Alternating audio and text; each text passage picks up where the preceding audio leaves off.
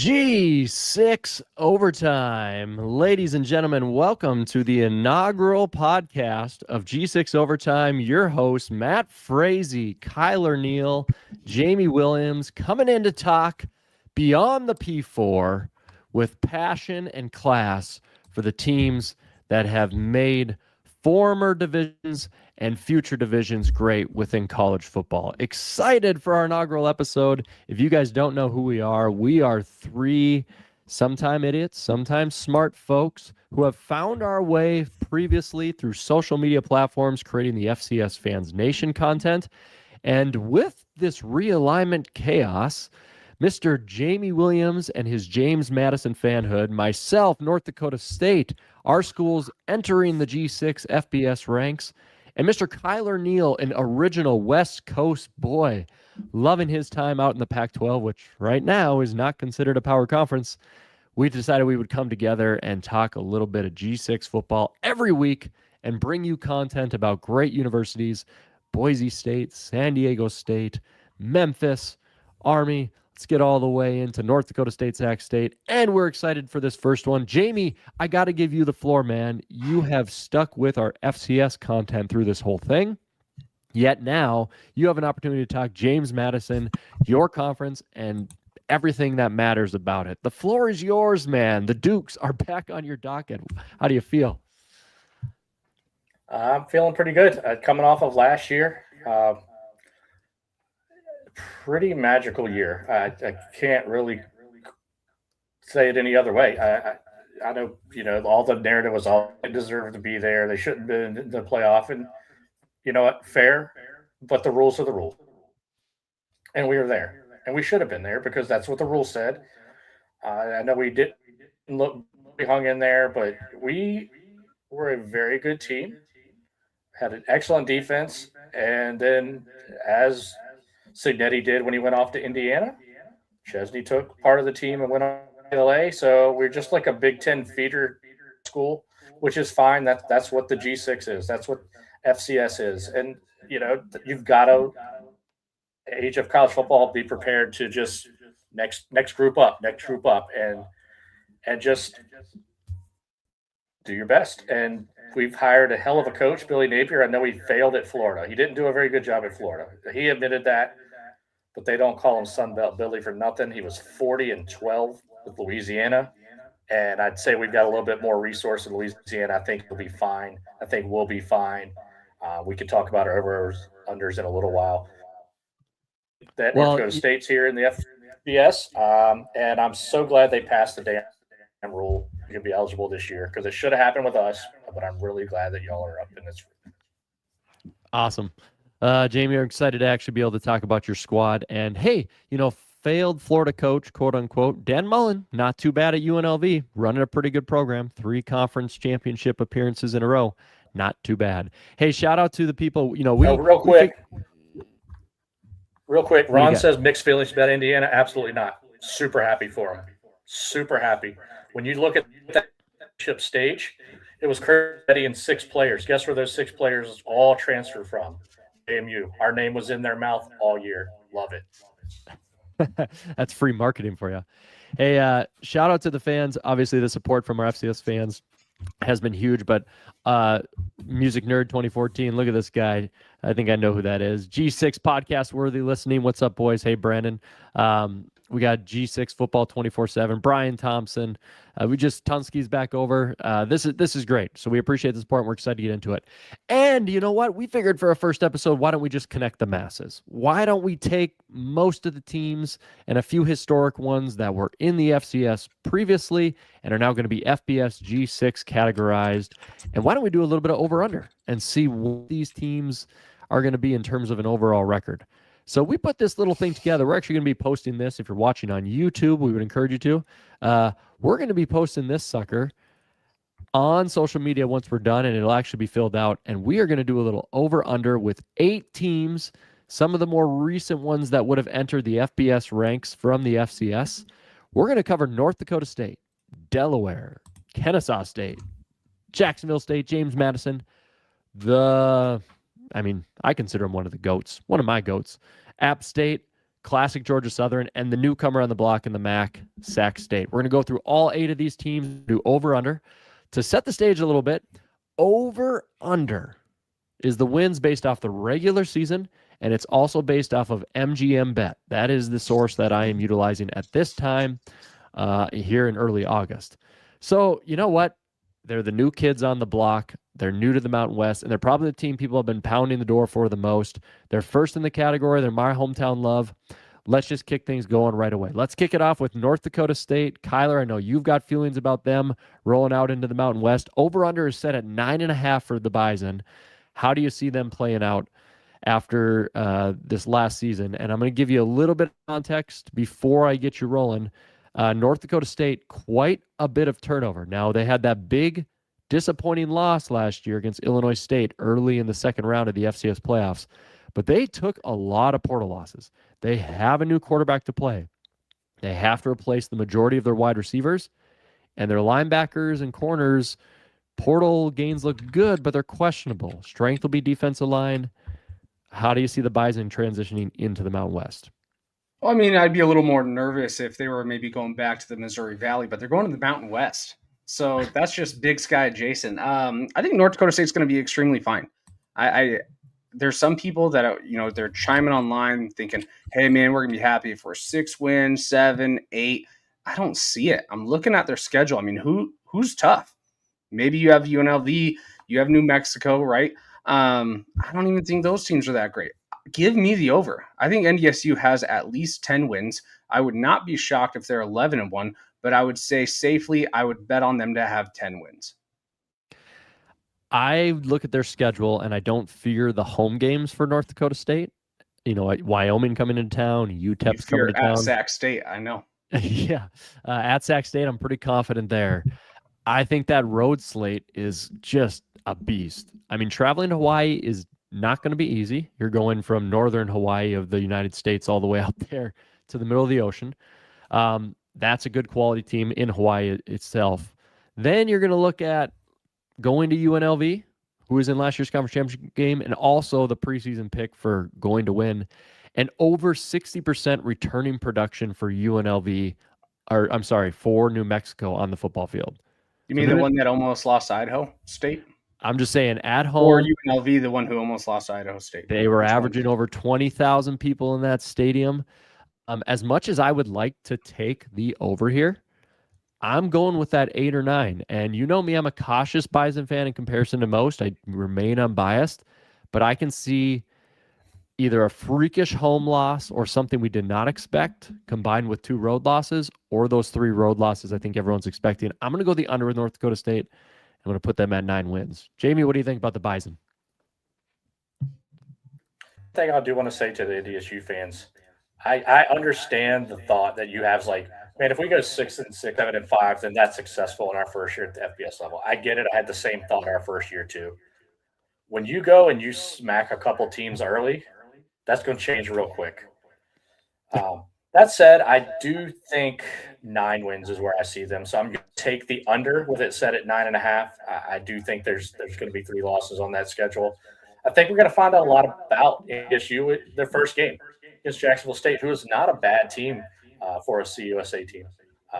So I think we're going to find out a lot about both teams in that game. If one team runs away with that game, then you have to be a little concerned with the team loses. A close game, TBD, depending on how they look. And then, if with a blowout, the team that wins, just look for them to have a really solid season. But 9-3 is going to be a good year if that's what you do. If you go 10-2, that's exceptional. You go 11-1, phenomenal. That puts you in the Mountain West title game and really gets people talking about you. You get some votes. You might even get in the top 25, which would be sweet. Like us, we've been in the top 25 3 of our 4 years. So that's something for NDSU to shoot for. I think it's feasible. They're not going to just quickly step back. I have said that I think their previous recruiting advantages do go away versus their peers, because they could win all those recruiting battles against teams like South Dakota State, South Dakota, North Dakota, all of that. But they're not going to always win at the FBS level recruiting battles with those those teams in the area. So It's going to be up to Polasek to build a program, which I think he's got the ability to do. And we'll see where they wind up, but I'm going to go 9. I mean, the good news about where NDSU is going, this isn't the Mountain West of the past. The Mountain West got drastically worse overnight, like drastically worse. If this was going into the couple years ago, Mountain West, you're playing Boise, you're playing Fresno, you're playing all these teams, San Diego State when they're good, I'd be a little more nervous. The difference is this Mountain West team, they line up perfectly with like the Sun Belt. And you've seen what JMU's done in the Sun Belt. These FCS teams that are moving up are pretty dang good for the most part outside of a couple. And they match with them skill set wise. They match with them talent wise. They match with them basically NDSU matches up with them financially wise. So I don't think NDSU is going to struggle in this Mountain West. This is not the Mountain West of old, man. So I would be more disappointed if they had 9 wins than if they had 11. I mean, I think it's a safer bet to post them at 10.5 than 8.5. So I don't think they're going to struggle at all. We'll have to see. I mean, the fact you lose Cole Payton, you lose your 2 running backs who accounted for 33 rushing touchdowns, not 2 running backs, QB, running back. You lose guys to Colorado, Michigan. NDSU did take big portal losses. Like, this is not the same NDSU team of old, but you're more convinced that it has to do with the Mountain West. However, let's move into, kind of a staple from the FCS in the past, the Delaware Blue Hens, whose transition, went pretty well. What can you say? So they won 2013 over Louisiana last year after a 7-6 record, eligible for the Blue Hens. They return a lot. The offensive core, they're going to return their quarterback, 2 running backs, Sean Wilson back at wide receiver, 2 offensive tackles. Their quarterback, Minucci, if I'm saying that right. If I'm saying it wrong, I apologize. Remember, we're new here. 3,600 yards, 23 touchdowns. Their experience return is very, very high. And according to College Football Network, they have the number 25 easiest FBS schedule. Okay? You're talking about Missouri State at home, FIU at home. They're playing Liberty at home. Merrimack is an opener for them. So Delaware at 6.5, though, for the over-under. Even though you look at Liberty, Jacksonville State, not to hate on them, FIU, Missouri State, Merrimack. What do you think? Kennesaw, Virginia, Vanderbilt, Western Kentucky on the schedule. Jamie, what do you think about the Blue Hens? They used to be one of your CAA matchups for the Dukes back in the day. What do you got? Yeah, I think their over-under, to me, is going to hinge on whether they win or lose the game in Coastal Carolina. I think that's really close between 6 wins and 7 wins. There'll be a bowl team who gives a damn playing in a 6-win team in bowls. Let's see, where's that game at? Let's take a look. I just missed it. Where's Coastal? They play in Delaware. I think Coastal's an improving team over the last couple of years. I'll take the under on them barely. Go 6-6. 6-6 coming out there, barely eligible. Kyler, what do you think? Some of those games look nice, but some of them look brutal. What do you got? I mean, this is a former CAA team, so they're going to struggle with Merrimack. Let's just be honest. So when I'm looking at their schedule, they did okay last year. They weren't great. They weren't good. They were kind of middle of the pack. I get they get a bowl win, but so does 90% of all of America. So, hey, congrats to you. I like Jamie's take of the under because I think they're going to lose a Vanderbilt. I'm picking them to lose a Coastal. Then they got Virginia, who Virginia stinks, and I took that from Jamie, but Virginia's going to beat them. Then they go play Liberty. Liberty's going to beat them. That is a pretty tough 4 or 5 week stretch for Delaware, right? And then you still have to go against Western Kentucky, Kennesaw, who's very improved last year, FIU, and then to end the game, Jacksonville State. I think it's a safe bet to probably go the under. Now, they're probably going to be a little bit improved compared to last year, but I think their schedule is a little bit tougher. So, yeah, I'm going to take the under. I wouldn't be shocked if they, maybe went 5-7. I wouldn't be shocked if they went 4-8, and I wouldn't be shocked if they were 6-6. But I would be shocked if they were anything above 6 wins. Gotcha. Okay. I like that 7-6 record from last year. I like the fact that I like that the FIU is at home. I like Missouri State at home. Western Kentucky doesn't make me scared at all. Neither does Middle Tennessee. Liberty, Coastal Carolina has not been great by any stretch of the imagination. I like them to pull one more off and get above that hump, and I'm going to give Delaware 7 wins, and I like that exact right over them to return back to bowl eligibility and have another good year because of what they're returning back. Like, I can't sit here and say that I'm going to pound the table and let you know every single team that they're facing and what they are bringing, but that's a lot of continuity. That's a lot of staff coming back for them. So I like the Delaware Blue Hens to actually get to that 7 wins. However, our next ones are quite interesting. You know, Kyler, we kind of smack talked maybe a little bit this team jumping up, not because somebody should or shouldn't jump up. We've always been big proponents of that. If you can do it, do it. But Kennesaw's early start into the FBS was nothing pretty. And now Kennesaw State is coming off a USA championship over the next team we're about to predict, Jacksonville State, in a tight one. So kudos to the Owls in that Atlanta market. They're doing pretty good. And Kyler, I'll let you start with it. I'm going to pull their schedule up here. 6.5 wins for the Owls. And we actually should probably do a little bit of breakdown on them too, right? We want to learn a little bit about these teams. Quarterback, left. Wide receivers, top 2, leaving. Offensive linemen, off to East Carolina, off to Sam Houston, in Best and Chenault. JT Pennington, out. Lots of people left Kennesaw State. Okay? So, like, from an experience level, you're looking at about a medium is where you would rank them. Okay? So, linebacker core is definitely going to be one of the strengths. Baron Hobson had 138 tackles. He's coming back. 12th easiest FBS schedule: West Georgia, Georgia State, Liberty at home, Delaware at home, Jacksonville State at home. But there's 4 road games over the final 9 weeks. So, what do you think? The prediction model. Pull up their schedule. Yeah, I'm going to pull it up for you right now. Oh man. I mean, this Kennesaw team, right? Year 1, awful. Year 2 was fun to watch. I mean, a pretty good team overall, but at the end of the day, they also had 6 games that were decided literally at the end that could have gone either way, right? So if you already were at your peak, let's say that's their peak. Maybe not in the next few years. Maybe they'll continue to recruit better. But overall, I think we'd all be of the assumption with how much they lost that they're probably going to be a little bit worse than they were last year. So you could probably flip at least 4 of those 6 games that were very close, very competitive. And then that would put them, right in the middle of the pack, maybe a 6-6 type of program, maybe a 5-7.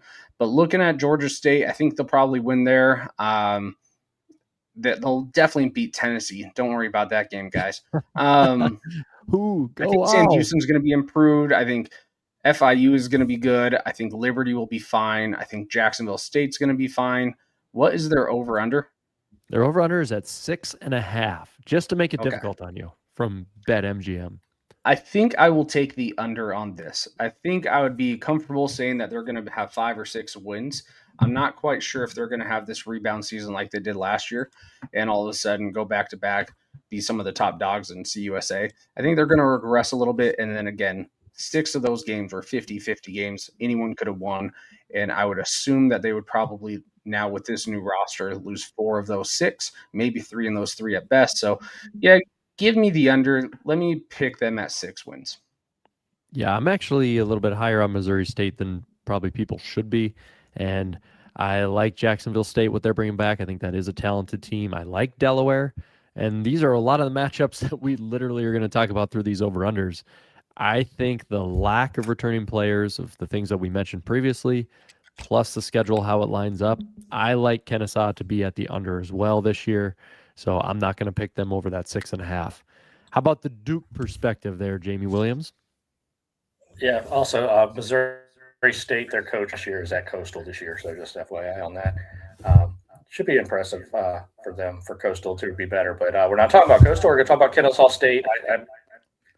I don't apologize for that. I don't any better. Sounds fine. Brian, let me know if it's better. But I don't know why I've got an echo here.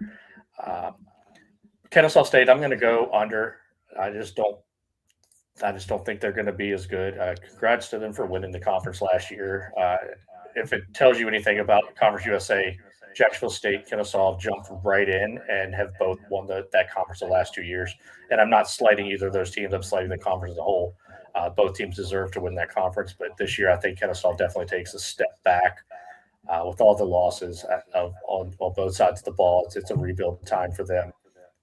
But I was impressed with them last year. They gutted out a lot of wins, and I think they have a shot at that again. But I'm going to go under. I feel like a jerk, but I'm going under on everybody. But that won't stay. Jamie's just dooming people to miss bowl games or get underneath for the voters. Okay, guys. Next, we have a real classic. And you know what? It's North Dakota State's first opponent. Let's take it back here to 2015 for a rematch of the national title game. Jacksonville State fans hoping it's not going to be that same result, and they sit at 7.5 wins as a prediction for them. Talking about Jacksonville State last year, they were the CUSA runner-up, but they went on to beat Troy in the Cure Bowl, so kudos to them. Their biggest loss, though, they lost Cam Cook, their running back, off to West Virginia. He had just under 1,700 yards, 16 touchdowns. He was the CUSA Player of the Year last year. However, their defense is good, and their defense returns a lot of talented players. Max Sanders at linebacker, Caleb Nix at safety. Sanders had over 85 tackles, 11.5 tackles for loss as a freshman. That's an impressive hold in the portal era. So they're bringing back Caden Creel as well, their quarterback. He's kind of a dual threat guy. So you're on like a medium-high level of returners at this point. They do not have what most would consider a brutal schedule by any stretch of the imagination. So it's 7.5 wins. I'm going to get them pulled up here. And Jamie, I'll start with you. What are your early thoughts about Jacksonville State going into next season? Well, I'm finally not going to pick the under. I'm going to pick the over on them. I think Jacksonville State wins Conference USA this year. Definitely do. There you go, Brandon Owens. I think they do. The only other team that really, I don't know if obviously Kennesaw will be up there. We'll see what on if they don't play Liberty. So I think Jacksonville State is an 8 or 9 win team with a outside shot at 10, depending on how the state game goes. I'll pick North Dakota State in that one. It's in Fargo. I think it's a blowout by any stretch, but I like where Jacksonville State's positioned. I think they've got the opportunity to really be one of those teams that grows in Conference USA and could potentially run that conference over the next 5 years. Yeah, that schedule, when you look at it, where Eastern Kentucky at home, Georgia Southern at home, Middle Tennessee at home, Sam Houston's coming home, Missouri State's coming home. I mean, it is extremely beneficial. And then where they're traveling to is beneficial as well. I think you would look at that and you would almost say North Dakota State is their toughest matchup throughout the entire season. And that being said, I think they're going to be very successful. I actually love the over as well. I like Jacksonville State easily over 7.5. I might get them in that 9 range. Kyler, the Gamecocks, staying cocky for Mr. Brandon Owens. What do you got? Yeah, I mean, actually, their first 2 of their 3 games are actually not the easiest. Ohio is a good little program out of the MAC. I mean, again, they have Mr. Hauser there who's taken over. He's going to get really his first head coaching gig, but he did coach Ohio in the bowl game and upset UNLV, right? So he is a good coach. Ohio's a good team, good area of recruiting for sure. So that's not you got North Dakota State, you got Ohio 2 weeks later. That's not an easy stretch for Jacksonville State. If they can get by Ohio, then I think they're probably going to go 10-2 at 11-1. I am picking North Dakota State in that game. I know there's a lot of history, but it's going to be in Fargo. It's going to be a loud, rowdy time for the first FBS game in North Dakota State history. But other than that, I mean, again, we think Kennesaw State's going to be down a little bit. I think Ohio is decent. I do like FIU a little bit. The rest, I'm just not sold. So, yeah, give me the over. I would be shocked if Jack State finishes anything less than 9 wins. I mean, they have been one of the more dominant CUSA teams since they have moved up. Well, each year, the first year, they lost 2 games in conference play, maybe 6-2, and then the rest, it's only been 1. They are a phenomenal Conference USA team. This is their conference. They're the future of this conference. Yeah, give me Jack State with the over. Yeah, I'm very impressed with what they're doing down there in terms of, they had a lot of success in the FCS. However, they just couldn't find their footing later in the playoffs. They had that good run in 2015. But, yeah, they really have found their way in an exact conference and a good footprint, exactly where they're supposed to be. Mm-hmm. Okay, this next team, I don't know anything about them. They're purple, from Virginia. 2016 seems to be important to them. James Madison, the Dukes, at 8.5 wins. And Jamie Williams, the Dukes are coming back. They always seem to find a way to reload. However, they did suffer the fate of probably what every most successful G6 team in a season will do, which is players getting portal gutted, coaches getting portal gutted. Obviously, they were the Sun Belt champion last year. They got all the way to the college football playoff, losing 51-34 to Oregon. By the way, more impressive than most teams playing against Oregon. Losing quarterback, losing defensive edges, starting cornerbacks are out. The experience returning level is low, Jamie Williams, to include a new coach. So at 8.5, what is that? Is that the faith in JMU to reload? Is that an indictment on the Sun Belt itself? It is a high line. So what do you got for the Dukes? What do you think? If we go under, it's an absolute massive disappointment. Ooh. Just flat out. They've never left, and we were 8-4 the year after Signetti left, and we lost significantly more when Signetti left than we lost when Chesney left. We were able to retain some really good players, Braden Wisłowski, Mar Thomas, guys like that. We're going to be breaking in a new quarterback, but that's okay. Every school breaks in new quarterbacks. We'll be fine. We've still got George Pettaway at running back as well, so there's a little continuity there. Strong offensive line, big offensive line, big defensive line. Napier clearly loves size along the lines. Solid running backs. We'll see. We'll see where the secondary is. That's my biggest concern for the team. Over, we better be over. If under, the really massive disappointment. Our schedule is fairly weak. I mean, we play freaking Wagner. It's so stupid. It would have been a little stronger, but Virginia Tech usual punked out, canceled on us. But we did replace it with San Diego State, which is cool. It's a long trip. It's going to be a tough game. That's one I think we could potentially lose, and then we'll see what happens in the Sun Belt. We're 15-1 over the last 2 years in the Sun Belt, but we do go to App State. We go to ODU. I believe we go to Georgia Southern, even though Georgia Southern won't be we haven't played well there at all. So we go to Southern Miss. We didn't travel well down in the West a couple years ago. So it's not been great on the road at times, but last year it was, the year before it was. So we'll see where we wind up. But 10 sounds, I guess, good enough. At a minimum. Kyler, what do you think about the Dukes? What do you got? Well, obviously they're not going to be as good as they were last year, right? I think we can all safely assume they are going to regress compared to last year. That was a phenomenal G6 team last year. Sure, they played 2 P4 teams and got their butts kicked, but the rest they smoked. I mean, this was a phenomenal G6 team. I think they're going to be regressed. I do think they will lose to San Diego. You got your butt kicked, man. If it's double digits, it's a butt kick. So, I do think they will lose to San Diego State. But looking at the rest of their schedule, I know they also have like Liberty. Sure, that's going to be a fun little rivalry. I don't know if Liberty is going to be improved or if they're going to regress. Jamie would have to probably, quiz me on that one or educate me a little bit. But the rest of their schedule looks pretty weak overall. Sun Belt is what it is. I think UConn's actually going to be a tough game. They're actually building something pretty good at UConn. They have crazy NIL money. I get most of it goes to basketball, but some of that does float over to the football scene. So I'm kind of looking at 2 or 3 games that's making me a little more hesitant, a little more nervous, but it is still JMU, right? I still think the Sun Belt is theirs. It's going to be theirs for a while. So what was the over-under, 9 or 8? 8.5, sir. 8.5. Okay.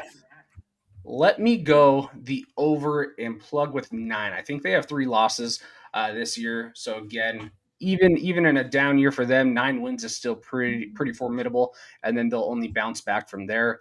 But I am nervous about a couple games, especially UConn. And I know that sounds weird because if you asked me 2 years ago, I'd have said UConn is one of the worst, grossest programs in the world. But it's crazy what money can do. And then I do think they lose, San Diego State, and it'll either be Liberty, but that is at Bridgeforth, I believe, Jamie. And I know you guys won't want to lose that game. We're not losing that So game. Just book it. I know you won't want to lose that one. So either they lose a Liberty or maybe another Sun Belt team. But I think they're still going to probably be one of the representatives that are challenging for the Sun Belt Championship. So, 9 games, I think. Give me the over.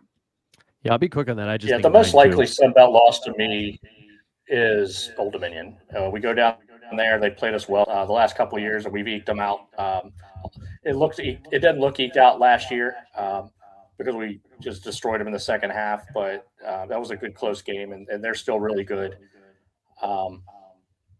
Like I said, Georgia Southern's always tough on the road. App State's always tough on the road, but we have one in Boone here recently, so we'll see. We better be in the Sun Belt title game.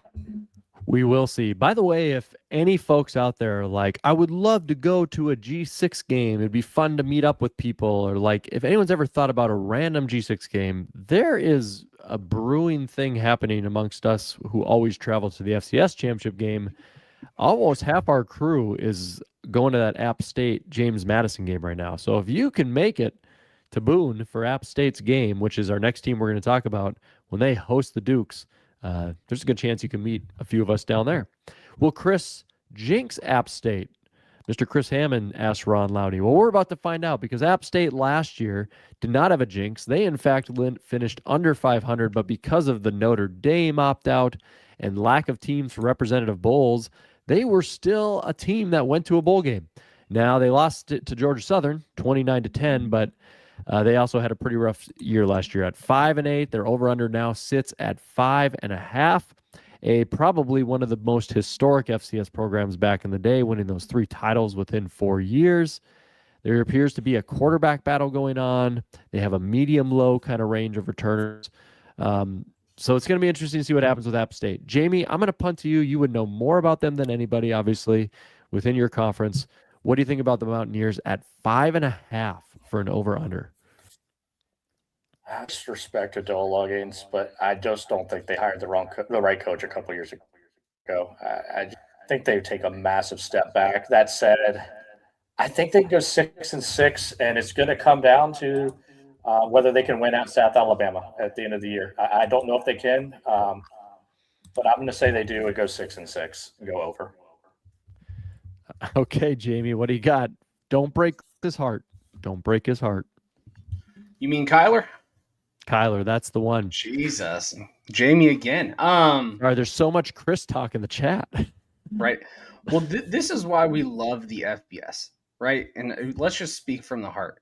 You can go 2-6 in a bottom 3 conference and still get to the postseason. That's why we love the FBS. That's the only reason why we wanted to start this podcast, because we love rewarding teams for absolutely nothing, and that's what happens. So let's go FBS. All right, I'm wearing my App State gear.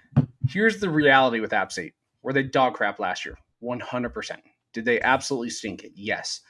But you wouldn't go out of your way and recruit Mr. Hammond himself if you weren't trying to do some big things. So I don't know anything about their talent. I know they suck last year. I don't know anything about their NIL. I don't know anything about their recruiting this year, but I do know one thing. If you go after Chris Hammond, you're probably a top-tier program. You probably have more resources, more money than everyone, because they probably hired him for 5, 6, 7, maybe 2.5 million. I mean, I'm not sure. So obviously they're investing in the program in the right way. They do have one of the coolest backdrops. So I'm just going to go the over, not because I absolutely believe in the program right now, not because of the evidence on the field, but because Mr. Hammond is going to absolutely improve that place, and it's going to be his and his only. So he might even coach a few games. So yeah, let me go 6 wins just because of Hammond. But if Hammond wasn't there, I'd probably say they're probably back to another 4 or 5 win program at best. But Hammond's there. He's at least good for 1, 2, maybe even six extra wins. They might win the whole damn thing. Well, besides Chris being incredible, they don't leave North Carolina. They don't leave that area until mid-October. Like literally they're playing at home or they're going to North Carolina State. I mean, it's actually wild with East Carolina as their second game. I mean, I like them at home against Maine, and I like them to beat Charlotte at home.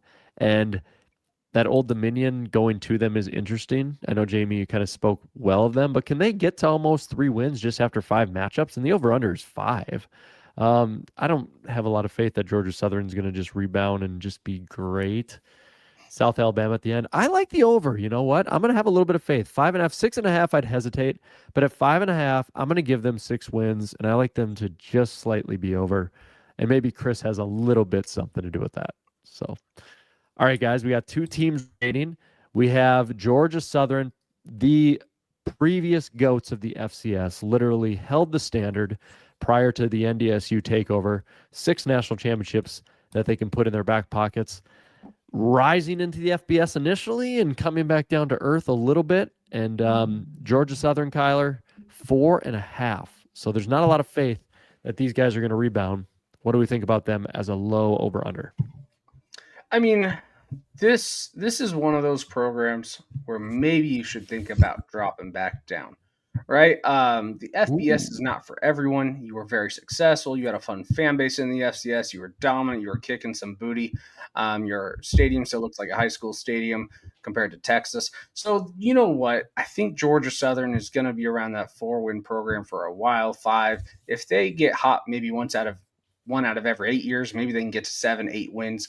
But they're definitely a program that should drop back down. So I know their over-under is pretty low at 4.5, but just because they shouldn't be there, no one's having fun in that school anymore, I'm going to go with the under. They're only going to have 4 wins.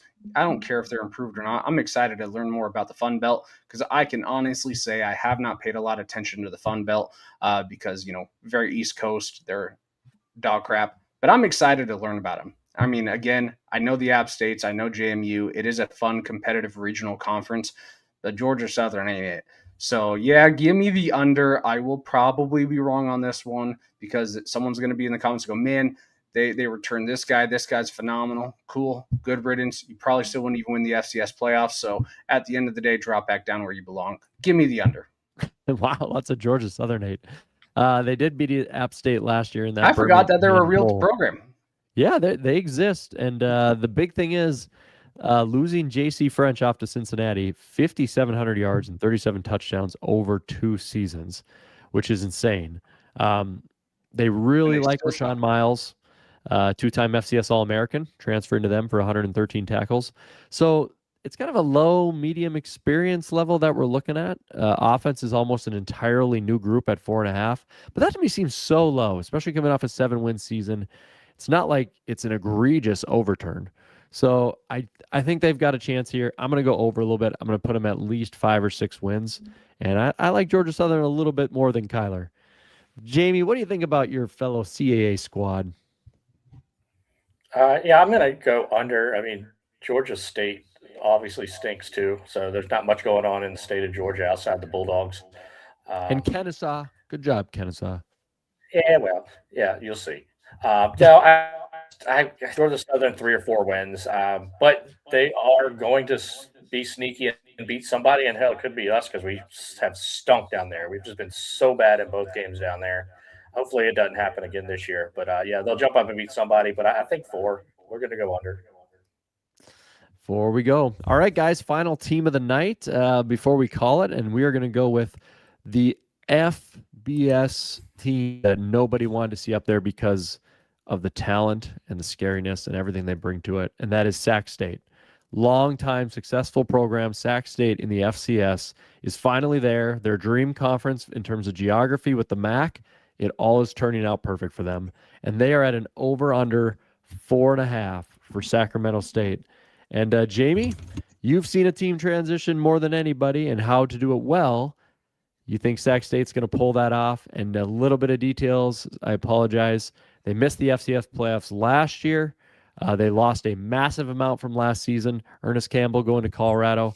Dylan Hampson off to Sacramento State, defensive line, offensive line.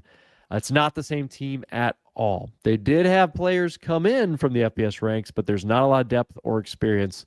4.5 wins to finish it out. What do you think about Sac State's first year?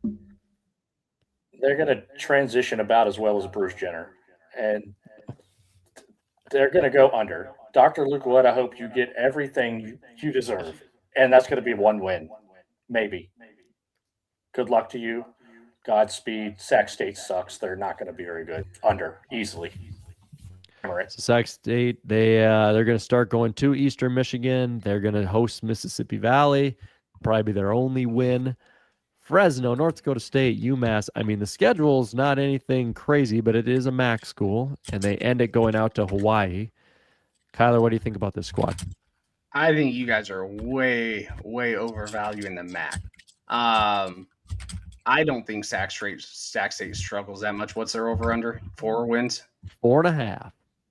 I think they're going to struggle versus, North Dakota State versus Fresno, maybe 1 or 2 MAC teams, and then Hawaii at the end. But other than that, I mean, I think they're going to get 5, 6, 7 wins. The MAC is not good. The MAC is absolute trash. The SAC actually does. I get they lost a lot. They were better than most people gave them credit for last year. They had talent. They're going to continue to have talent. They're in a very rich portal era. The area is nice. They're going to still invest money in their program. They have a decent coach who is, hyping up the world. Yeah, I don't think they're going to have 1, 2, 3, 4 wins. I think they're going to be better than what probably a lot of people are thinking. It's also probably just because the reality of the MAC. The MAC is what the MAC is. So it's not a big MAC. It's a mini MAC. So I don't think Sac State is going to struggle too much. Give me the over. Kyle, I hate Kyler so much that you stole.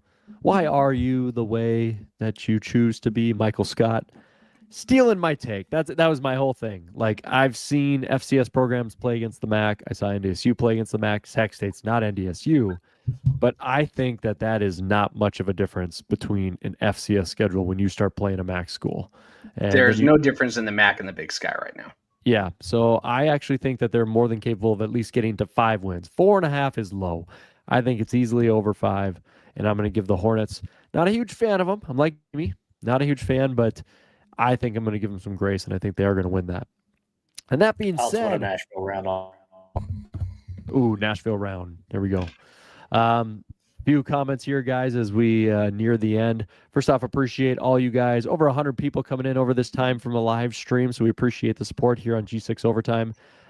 Max says Ron Lowney. Brandon, is 6 wins a good bet? Honestly, I see 6 wins in a bowl game for Sac State. Got some homers in here, throwing out some comments. $50 million wasted, says Ron. And away we go. Guys, we have reached the end of G6 Overtime for the first episode, so let's set the stage a little bit of what people should expect from this, right? They're used to the FCS platform. They're used to mock playoff specials. They're used to Sam Herder visits. We plan to have music nerds on this podcast. We plan to have some media people that we're starting to speak with to come join us. We also kind of have this concept of a bowl-eligible knot and where they're going to get placed. No different than what we have with the FCS mock playoff specials, kind of a bowl game special. And of course, throughout December, you're going to start seeing those games roll out. So we're going to have some prediction episodes. We'll have some fun with that. And overall, it's going to be an exciting season within the G6 and to see who can get that coveted spot in the college football playoff. So with that, that does bring us to the end of our episode time here. Kyler Neal, ready to cheer on the new Pac-12. Your final thoughts before we let them go and we catch you guys next week for some more G6. I mean, it's just going to be fun. It's more football to watch, right? More football to pay attention to. Of course, I'm still going to watch my team in the FCS and follow the big time players. I probably won't watch as much because work is crazy.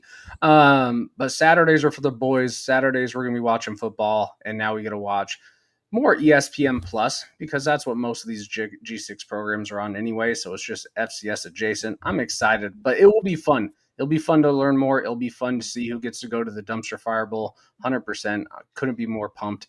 So, yeah, I'm excited, brother. Yeah, more well-rounded football knowledge. I mean, if you know the G6, you know the FCS, you're going to know the P4 stuff. That's just going to come naturally. So we're going to be subject matter experts all around. Jamie, your Dukes have a podcast on our network. Final thoughts before we roll out, my brother. I'm excited. We're less than 3 weeks away from that ball being put down, and it's time to go. It's time to go, guys. Hey, you can catch us on Instagram, Twitter, Facebook, TikTok, YouTube. If you go to any of those things and you click subscribe, you're going to be able to find us. You'll catch the reels. You'll catch the shorts. You'll catch this podcast. Make sure you like and subscribe. But we appreciate all the G6 and the FCS stuff for the Fans Catch me Nation on MySpace. Podcast Network. Yeah, catch us on MySpace when that thing drops too. We love you all. We appreciate you. We'll be back with more G6 Overtime next week. Boom.